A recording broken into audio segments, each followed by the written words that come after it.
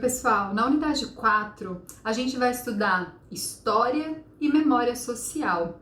E aí eu organizei alguns pontos para a gente entender essa relação, né, da história como uma forma de memória, que a gente falou anteriormente que a história do passado ela é uma referência para a gente, né? E aí tem um autor que eu utilizo para trabalhar com vocês, que é o Serri, que é um professor universitário, que vai falar pra gente que a história ela é o resultado de necessidades sociais e políticas na formação da identidade de novas gerações. E aí, a gente não tá falando só do cognitivo, a gente não tá falando só do conhecimento, a gente tá falando de um todo, de uma ação social que envolve o conhecimento histórico. É super importante que a gente tenha em mente que o tempo para a história ele é fundamental. Antigamente, inclusive, as aulas de história ela normalmente começavam com aquela linha do tempo, né, que o professor fazia no quadro para tentar explicar algumas coisas importantes.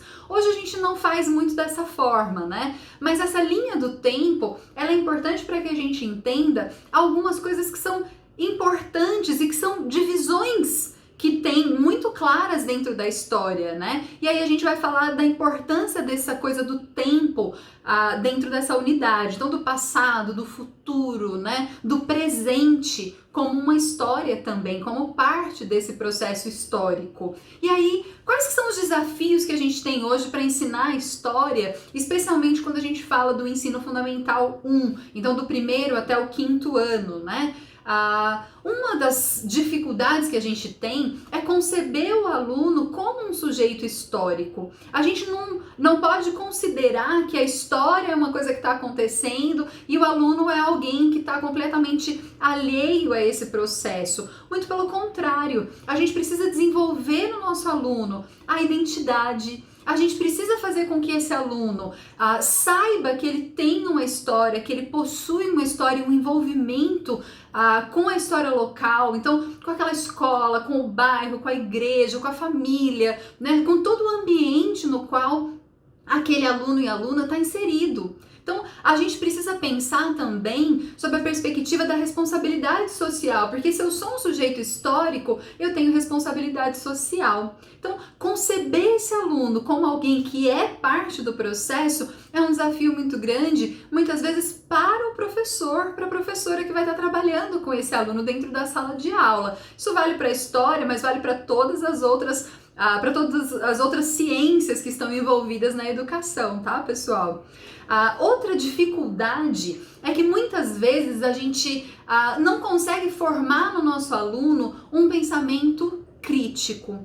É fundamental que a gente leve isso em consideração, e eu venho falando isso aqui nas outras unidades, né, que vocês já viram aí, porque a gente precisa estimular o pensamento crítico do meu aluno. Aquilo que a gente falou do conflito, né?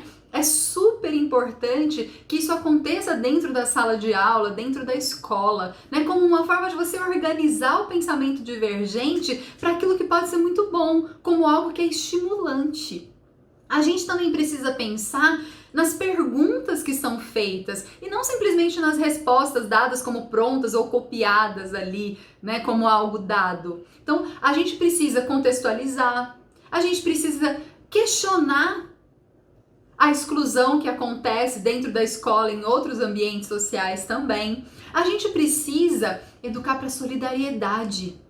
Isso é fundamental. Não dá para a gente pensar uma educação que seja simplesmente para competitividade, como a gente colocou que tem sido feito hoje. Né? Se a gente não pensar no coletivo, e aí acho que um bom exemplo é também a gente pensar no que está acontecendo em 2020. Né? Quando a gente pega como exemplo essa ideia de que a gente precisa ficar quieto em casa porque nós estamos em uma quarentena, porque a gente está vivendo um momento difícil, de que eu posso transmitir uma doença para uma pessoa, ou de que eu posso ser contaminado por alguém, mas as pessoas não levam isso em consideração. Então, eu preciso sair, eu preciso trabalhar, eu preciso, e a gente não leva em conta o todo. Mas eu não sou grupo de risco. Sim, mas outras pessoas são grupo de risco, né? Então, quando a gente educa para solidariedade, muitas vezes a gente consegue perceber melhor o outro, e é fundamental que a gente faça essa educação. Outra coisa importante que é um desafio também pra gente é pensar a partir da realidade daquele aluno e daquela aluna. É fundamental que a gente entenda que para ensinar história, eu tenho que pensar no cotidiano. Porque eu posso ter muito boas intenções, mas muitas vezes os alunos desconhecem completamente aquilo que eu estou falando. Então, eu preciso organizar o meu repertório, organizar as perguntas que vão ser feitas, eu preciso deixar que aquilo que está acontecendo dentro da sala de aula seja para mim um sinal, um indicativo do que eu tenho que fazer, qual é o caminho que eu tenho que percorrer para que o meu aluno chegue ao conhecimento que eu gostaria que ele chegasse. Tá? Além disso, aquela ideia de solidariedade que a gente falou, né? Pensar em capacitar o meu aluno para a humanidade, para conviver com o todo e para entender e perceber a diferença como algo positivo e não como algo conflitante, mas aí do ponto de vista ruim, negativo da palavra conflito, né? Educar para a construção da cidadania, educar o meu aluno para que ele saiba que ele tem direitos e que ele também tem deveres. Educar o meu aluno para que ele consiga pensar nos sentimentos dele, entender o que significa respeitar as outras pessoas. Isso é um grande desafio pra gente quando a gente está dando qualquer aula, mas quando a gente está dando aula de história, isso aparece de forma ainda mais específica. Isso é um compromisso que a história tem, para que coisas do passado não se repitam. É muito importante que a gente pense sobre isso, né? Além disso, a gente também tem aí um desafio muito grande que é trabalhar temas transversais.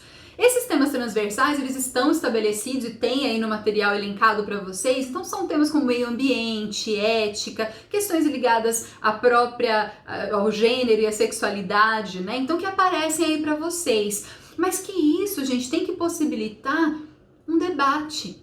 Quando a gente fala de ética, a gente está falando, né, e eu dei esse exemplo na unidade passada, de que muitas vezes a gente tem aí um grande empresário que age de forma errada para se beneficiar. Isso é ser ético? Isso é correto? Como que isso impacta nas outras pessoas? Porque se está havendo sonegação de impostos, quanto disso deveria estar sendo investido na saúde, na educação? Então, quando a gente pensa nisso dentro da sala de aula e quando eu consigo explicar isso para o meu aluno, talvez a gente possa entender qual que é o compromisso que a gente tem como um todo e com todos. E também entender que esses temas não são coisas separadas. Então hoje eu vou dar uma aula de meio ambiente.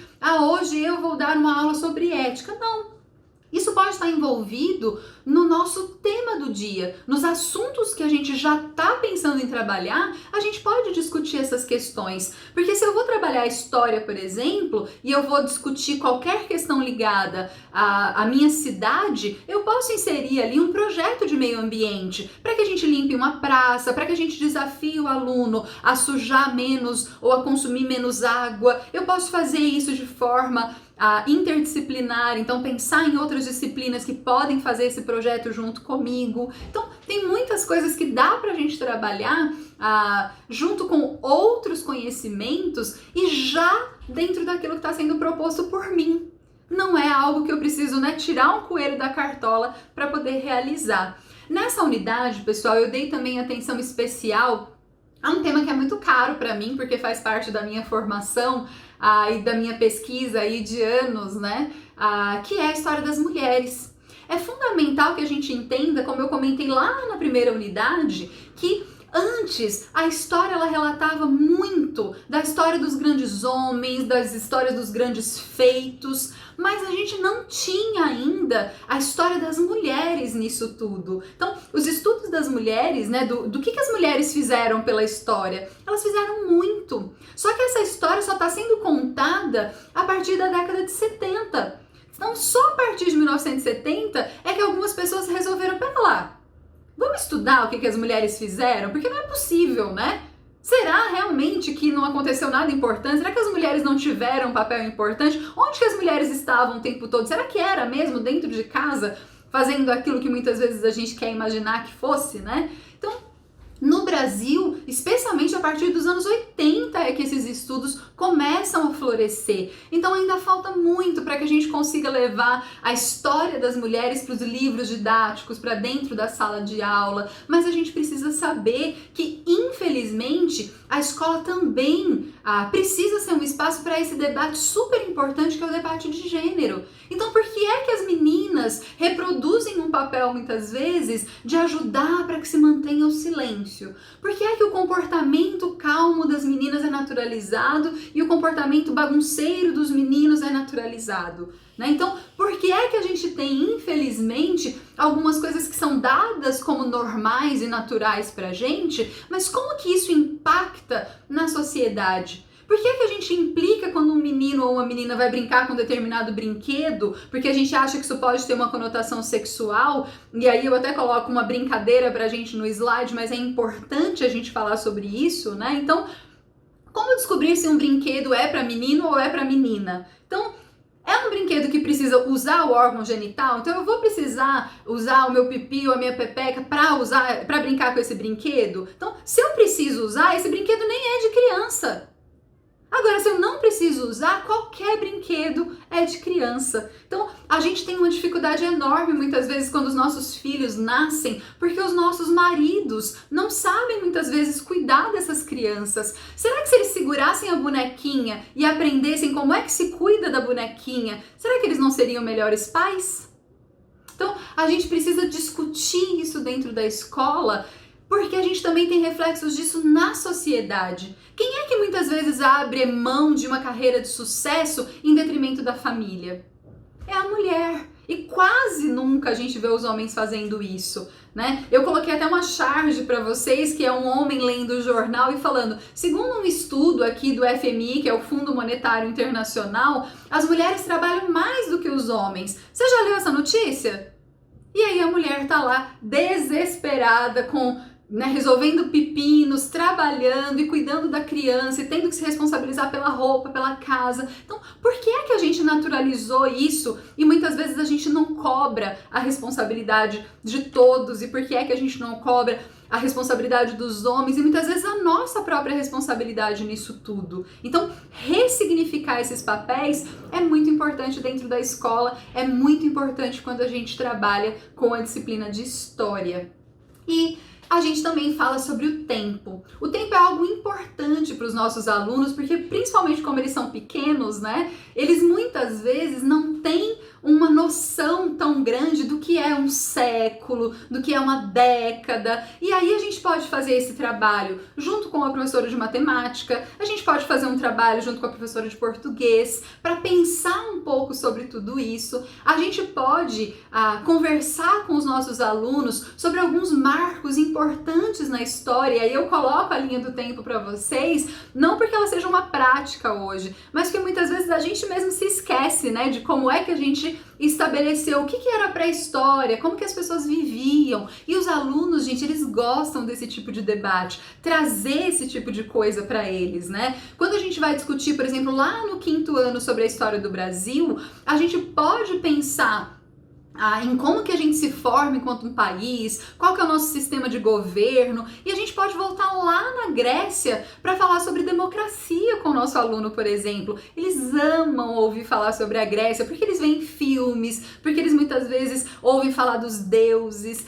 Então, a gente precisa pensar em como dizer para o nosso aluno sobre essa passagem do tempo. A gente precisa mostrar para esse aluno o quanto é importante, mas não que esse tempo tenha ficado lá atrás, esquecido, e que ele não seja mais algo representativo. O tempo ele passa, mas a gente precisa ressignificar isso na história, porque é algo muito importante para a gente entender também como que as coisas estão hoje e como elas podem vir a estar no futuro.